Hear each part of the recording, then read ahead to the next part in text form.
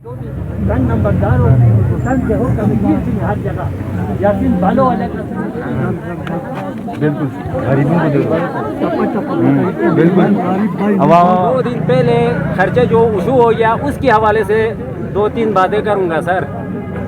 جو وہ سامان جن بندوں کے لیے ایشو ہو گیا ہے، پہلے کہانی تو یہ ہے کہ وہ امیر ترین بندے ہیں، ان میں پولیس بھی ہے، ان میں بینک مینیجر بھی ہے، ان میں مطلب ایسا ہے کہ چارہدار لوگ ہیں، وہ ان کا کوئی چیز نقصان نہ ہوا تھا. ان کے لیے سامان ایشو ہو گیا گورنمنٹ کی لسٹ کے مطابق، اور گورنمنٹ کی لسٹ کے مطابق جس بندے کے لیے سامان ایشو ہو گیا ہے اس کے لیے 5-6-7 قسم کا سامان ایشو ہو گئے.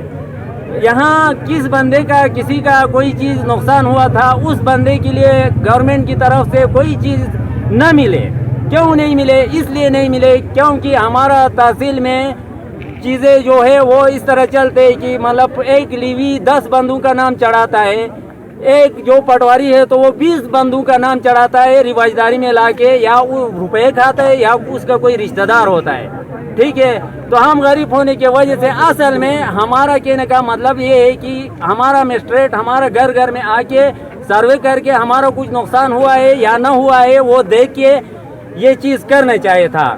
یہ نہیں کیا. ابھی یہ تحصیلدار بعد میں جو ہمیں کہتا ہے کہ آپ کا 2200 لسٹ میں نام ہے، یاسین کا تحصیل کا لسٹ میں ہمارا نام نہیں ہے.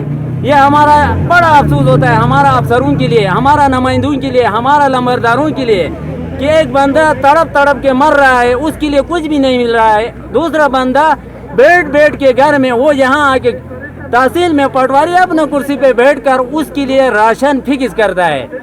ابھی میں ایک بندے کا آپ کو بات کہوں گا، تحصیل ہے، میں وہ بندے کو دکھاؤں گا.